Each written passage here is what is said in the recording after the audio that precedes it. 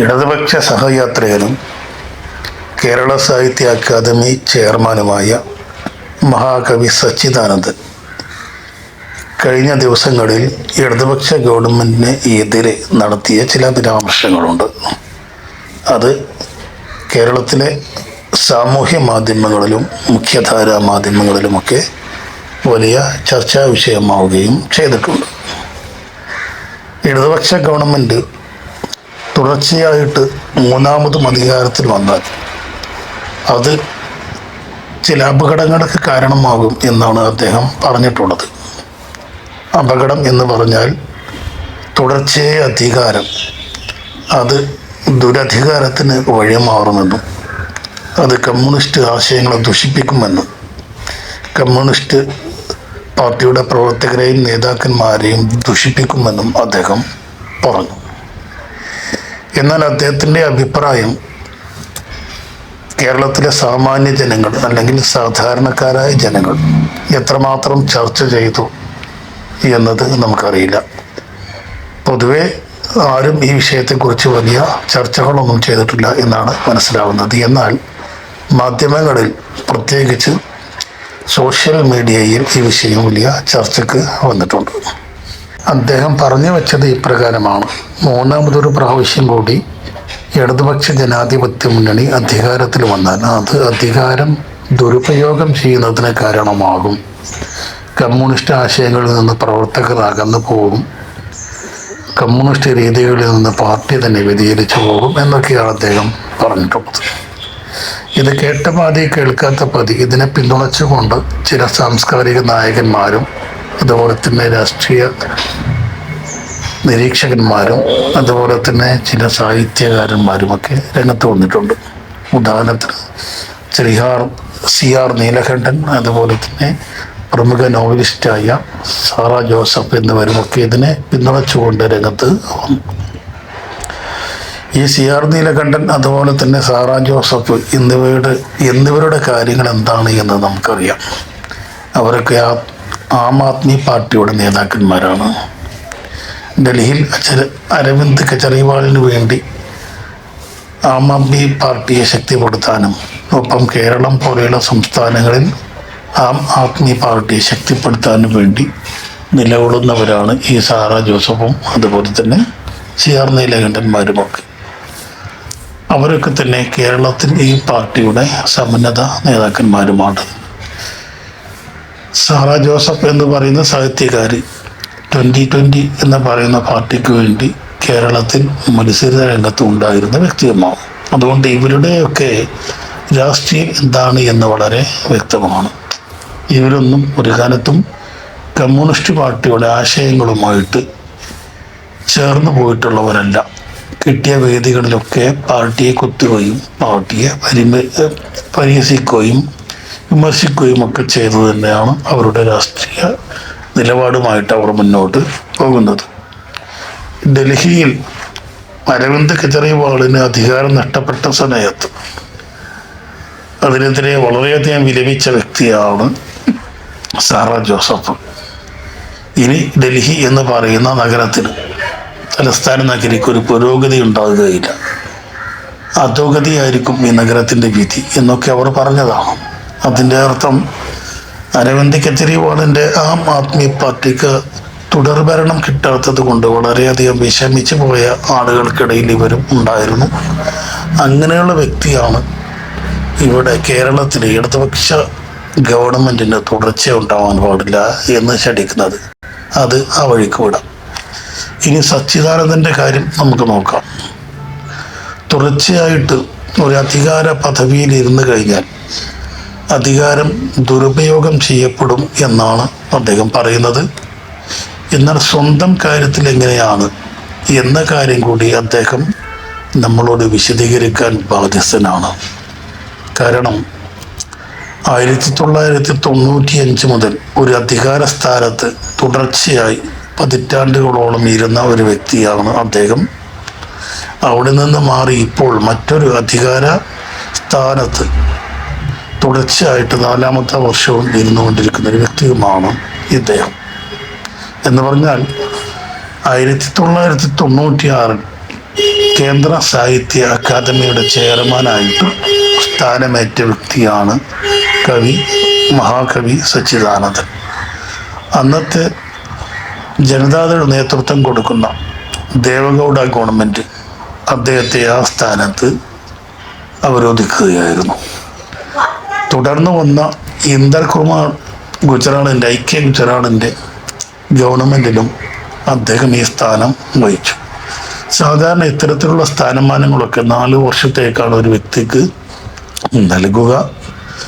4 വർഷം കഴിഞ്ഞാൽ അവർ സ്ഥാനം ഒഴിയണം. അതാണ് കീഴ്വഴക്കം. അന്ന് തുടർച്ചയായിട്ട് അധികാരത്തിൽ ഇരുന്നാൽ അധികാരം ദുരുപയോഗം ചെയ്യപ്പെടും എന്ന ചിന്ത അദ്ദേഹത്തിന് ഉണ്ടായിട്ടില്ലയോ എന്ന് നമുക്കറിയില്ല. ഏതായാലും ആദ്യത്തെ ടേം കഴിഞ്ഞതിന് ശേഷം അദ്ദേഹം അധികാര സ്ഥാനത്ത് നിന്ന് ഒഴിയുകയുണ്ടായില്ല. തുടർന്ന് വന്ന ഗവൺമെൻറ്റിൻ്റെ കീഴിലും ഈ കേന്ദ്ര സാഹിത്യ അക്കാദമിയുടെ ചെയർമാൻ സ്ഥാനം അദ്ദേഹം തന്നെ അലങ്കരിക്കുകയാണ് ചെയ്തത്. തുടർന്ന് വന്ന AB വാജ്പേയിയുടെ BJP നേതൃത്വത്തിലുള്ള ഭരണകൂടത്തിന് കീഴിലും തുടർന്ന് വന്ന UPA ഭരണകൂടത്തിന് കീഴിലുമൊക്കെ കേന്ദ്ര സാഹിത്യ അക്കാദമിയുടെ ചെയർമാൻ ഇദ്ദേഹം തന്നെയായിരുന്നു. എന്ന് പറഞ്ഞാൽ പതിറ്റാണ്ടുകളോളം തുടർച്ചയായി ഈ അധികാര സ്ഥാനത്ത് അദ്ദേഹം ഇരുന്നു എന്നാണ് പറയുന്നത്. അപ്പോൾ അധികാര സ്ഥാനത്ത് ഇങ്ങനെ തുടർച്ചയായിട്ട് പതിറ്റാണ്ടുകളോളം ഒരു വ്യക്തി തന്നെ ഇരുന്നാൽ അധികാരം ദുരുപയോഗം ചെയ്യപ്പെടുമോ? അധികാരം ദൂഷിപ്പിക്കുമോ? ചിന്തകളെ ദൂഷിപ്പിക്കുമോ? ആശയങ്ങളെ ദൂഷിപ്പിക്കുമോ എന്ന കാര്യത്തിൽ സ്വന്തം അനുഭവം എങ്ങനെയാണ് എന്നുള്ളത് ഇദ്ദേഹം കേരള മനസാക്ഷിയോട് തുറന്നു പറയേണ്ടതാണ്. ഇനി കേരളത്തിലേക്ക് വന്നാൽ നിലവിൽ അദ്ദേഹം കേരള സാഹിത്യ അക്കാദമിയുടെ ചെയർമാനാണ്. അദ്ദേഹത്തിന് ഈ സ്ഥാനത്ത് നിയമിച്ചത് ഇടതുപക്ഷ ജനാധിപത്യ മുന്നണിയാണ്.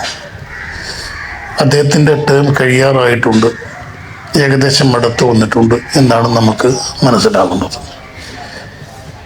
അപ്പോൾ ഇത്രയും കാലം തുടർച്ചയായിട്ട് ഈ അധികാര സ്ഥാനത്ത് ഇരുന്ന വ്യക്തിയാണ് ഇപ്പോൾ ഇടതുപക്ഷ മുന്നണി തുടർഭരണത്തിൽ തുടർന്നു കഴിഞ്ഞാൽ അത് അധികാര ദുരുപയോഗത്തിന് കാരണമാകും, മുഷിയത് ആശയങ്ങളെ ദുഷിപ്പിക്കുന്നതിന് കാരണമാകും എന്നൊക്കെ പറഞ്ഞുകൊണ്ടിരിക്കുന്നത്. ഇനി യഥാർത്ഥത്തിൽ ഇവിടെ എന്താണ് സംഭവിച്ചുകൊണ്ടിരിക്കുന്നത് എന്ന് നമുക്ക് നോക്കാം. ഇതിൻ്റെ പിന്നിൽ കോൺഗ്രസിനൊപ്പം നിൽക്കുന്ന UDF ഘടകകക്ഷികളും ചേർന്ന് നടപ്പിലാക്കുന്ന ചില അജണ്ടകളുണ്ട്. അതായത് പ്രതിപക്ഷ നേതാവ് VD സതീശൻ കുറച്ച് ദിവസങ്ങൾക്ക് മുമ്പ് പറയുകയുണ്ടായി, തെരഞ്ഞെടുപ്പ് അടുക്കുമ്പോൾ ഞങ്ങൾ ചില വിസ്മയങ്ങൾ കാണിക്കും എന്നുള്ളത്. അതായത് ഇടതുപക്ഷത്തിന് പ്രചോദന ശക്തികളായിട്ട് നിലകൊള്ളുന്ന ചില വ്യക്തിത്വങ്ങൾ ഞങ്ങളുടെ കൂടെ വരുമെന്നും ഞങ്ങൾക്ക് വേണ്ടി പ്രയത്നിക്കുമെന്നും അദ്ദേഹം കളഞ്ഞു. അങ്ങനെയുള്ള പ്രചോദന ശക്തികളിൽ ചിലരിൽ ഒരാളാവാം സച്ചിദാനന്ദൻ എന്നാണ് അദ്ദേഹത്തിൻ്റെ പ്രസ്താവനയിൽ നിന്ന് നമുക്ക് മനസ്സിലാക്കാൻ വേണ്ടി സാധിക്കുന്നത്. ഇനി അപ്രകാരമുള്ള പ്രചോദന ശക്തികൾ പലരും ഇത്തരത്തിലുള്ള പ്രസ്താവനകളുമായിട്ട് മുന്നോട്ട് വരാനും സാധ്യതയുണ്ട്. ഇതിൻ്റെ പശ്ചാത്തലം എന്താണ് എന്ന് വെച്ചാൽ, വരുന്ന നിയമസഭാ തെരഞ്ഞെടുപ്പിൽ തങ്ങൾക്ക് അധികാരം കിട്ടിയേക്കും എന്നൊരു പ്രതീക്ഷ VD സതീശനും കൂട്ടർക്കും ഉണ്ട്. ആ ഒരു പ്രതീക്ഷ ഇപ്രകാരമുള്ള ബുദ്ധിജീവികൾക്കും ഉണ്ട് എന്നാണ് നമുക്ക് മനസ്സിലാക്കാൻ വേണ്ടി സാധിക്കുന്നത്. ഒരു തുടർഭരണം ഇനി ഉണ്ടാവുകയില്ല, ഒരു പക്ഷേ UDF അധികാരത്തിൽ വന്നേക്കാം എന്ന് ഈ സച്ചിദാനന്ദനെ പോലെയുള്ള ബുദ്ധിജീവികളും ചിന്തിക്കുന്നുണ്ടാവും എന്നാണ് നമുക്ക് മനസ്സിലാവുന്നത്. അങ്ങനെ വന്നു കഴിഞ്ഞാൽ ഈ 4 വർഷത്തേക്ക് സാഹിത്യ അക്കാദമി ചെയർമാനായിട്ട് അധികാരമേറ്റ തനിക്ക് ഒരു പക്ഷേ അധികാരം വിട്ടൊഴിയേണ്ടി വരും എന്നൊരു ചിന്ത ഇദ്ദേഹത്തെ വഹിച്ചിട്ടുണ്ട്. അതുകൊണ്ട് നിലവിൽ പോണ പോക്കിൽ ഇടതുപക്ഷത്തിനെ 4 തെറി പറഞ്ഞാൽ, വിമർശിച്ചു കഴിഞ്ഞാൽ അങ്ങനെ വലതുപക്ഷത്തിൻ്റെ പ്രീതി സമ്പാദിച്ചെടുക്കാനും അതുവഴി ഒരു ഭരണമാറ്റം ഉണ്ടായാലും അടുത്ത ടേമിലും സാഹിത്യ അക്കാദമി ചെയർമാനായിട്ട് തനിക്ക് തുടരാൻ സാധിക്കും എന്നൊരു ചിന്തയിൽ നിന്നാവാം അദ്ദേഹത്തിൻ്റെ ഈ വിമർശനങ്ങളൊക്കെ വന്നിട്ടുള്ളത്. എന്ന് പറഞ്ഞാൽ സ്വന്തം കാര്യം വരുമ്പോൾ അധികാരം എത്ര വർഷം കൈയാടിയാലും അതിൽ യാതൊരു ദുഷിപ്പുമില്ല, അതിൽ യാതൊരുവിധ ദുരധികാര സ്വഭാവവുമില്ല. പക്ഷേ ഈ ഒരു സ്വഭാവം അല്ലെങ്കിൽ ഈ ഒരു ദുരുപയോഗം എന്ന് പറയുന്ന സ്വഭാവം അല്ലെങ്കിൽ അധികാരം കൈയാടിയാൽ ഉണ്ടാകുന്ന ദുഷിപ്പ് കമ്മ്യൂണിസ്റ്റ് ആശയങ്ങളിൽ നിന്നുള്ള ആദർശങ്ങളിൽ നിന്നുള്ള വ്യതിചലനം, ഇതൊക്കെ കമ്മ്യൂണിസ്റ്റ് പാർട്ടിക്കും ഇടതുപക്ഷത്തിനും മാത്രമാണ് ബാധകമായിട്ടുള്ളത്. വ്യക്തിപരമായി തനിക്കോ തൻ്റെ ഒപ്പം നിൽക്കുന്നവർക്കോ ഇതൊന്നും ബാധകമല്ല എന്ന തരത്തിലാണ് അദ്ദേഹം പറഞ്ഞു വെച്ചിട്ടുള്ളത്. ഇവിടെ മഹാകവിയായിട്ടുള്ള സച്ചിദാനന്ദൻ, അദ്ദേഹത്തിൻ്റെ പ്രസ്താവനകളെ പിന്തുണച്ചുകൊണ്ട് രംഗത്ത് വന്നിട്ടുള്ള സാറാ ജോസഫ്, CR നീലകണ്ഠൻ തുടങ്ങിയ വ്യക്തിത്വങ്ങൾക്കൊന്നും തന്നെ അങ്ങ് കേന്ദ്രത്തിൽ സാക്ഷാൽ നരേന്ദ്രമോദിയുടെ നേതൃത്വത്തിൽ ഭരിക്കുന്ന NDA മുന്നണി തുടർച്ചയായിട്ട് മൂന്നാമതും അധികാരത്തിൽ വന്നതായി വലിയ പ്രശ്നമുള്ളതായിട്ട് നമുക്ക് തോന്നിയിട്ടില്ല. നരേന്ദ്രമോദിയെയോ അദ്ദേഹത്തിൻ്റെ ഭരണകൂടത്തെയോ അവർ രാജ്യത്ത് നടപ്പിലാക്കിയിട്ടുള്ള ഫാസിസ്റ്റ് നിയമങ്ങളെയോ ഈ അധികാരത്തിൻ്റെ മറവിൽ സംഘപരിവാരങ്ങളും മറ്റും നടത്തിയിട്ടുള്ള ഫാസിസ്റ്റ് പ്രവൃത്തികളും അപ്രകാരമുള്ള ആക്രമണങ്ങളുമൊന്നും ഇവർ കണ്ടതായിട്ട് നമുക്ക് തോന്നിയിട്ടില്ല.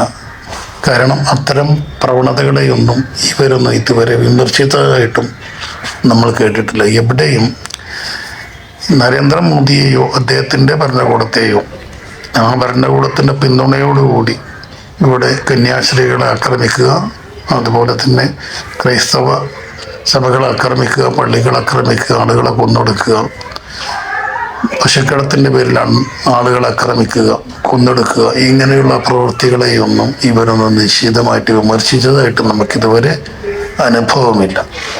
അതുകൊണ്ട് ആം ആദ്മി പാർട്ടി എന്ന് പറയുന്ന സ്വന്തം പാർട്ടിക്ക് തുടർ ഭരണം കിട്ടാത്തതിൽ പരിതപിച്ച ഇവർ NDAയുടെ അല്ലെങ്കിൽ നരേന്ദ്രമോദിയുടെ തുടർ ഭരണത്തെ വിമർശിച്ചിട്ടില്ല. അവരുടെ അധികാരത്തെ അവർ ദുരുപയോഗം ചെയ്യുന്നതിനെക്കുറിച്ചും വിമർശിച്ചിട്ടില്ല. അവർ ഈ സമൂഹത്തെ ഒന്നാകെ, ഭാരതത്തെ ഒന്നാകെ ദുഷിപ്പിക്കുന്നതിനെ കുറിച്ചും ഇവർ പരാമർശിച്ചിട്ടില്ല. ഇവരുടെ കാര്യത്തിൽ, ഇവരുടെ ചിന്താഗതികളിൽ ഈ ദുഷിപ്പും ഈ ദുരുപയോഗവും അതുപോലെ തന്നെ ദുരധികാര സംഹിതകളുമൊക്കെ അത് ഇടതുപക്ഷ ജനാധിപത്യ മുന്നണി ഗവൺമെൻറ്റിനെ മാത്രം ബാധിക്കുന്ന ഒന്നാണ് എന്ന തരത്തിൽ മനസ്സിലാക്കുമ്പോഴാണ് ഏത് വഴിക്കാണ് ഇവരുടെ ചിന്തകൾ പോകുന്നത്, ആരോടാണ് ഇവർക്ക് വിധേയത്വം എന്നൊക്കെ നമുക്ക് മനസ്സിലാകുന്നത്. അഥവാ ഈ വിധേയത്വത്തിലൂടെ എന്തൊക്കെയാണ് ഇവർക്ക് ലക്ഷ്യം വെക്കുന്നത് എന്നും നമുക്ക് മനസ്സിലാവുന്നത്.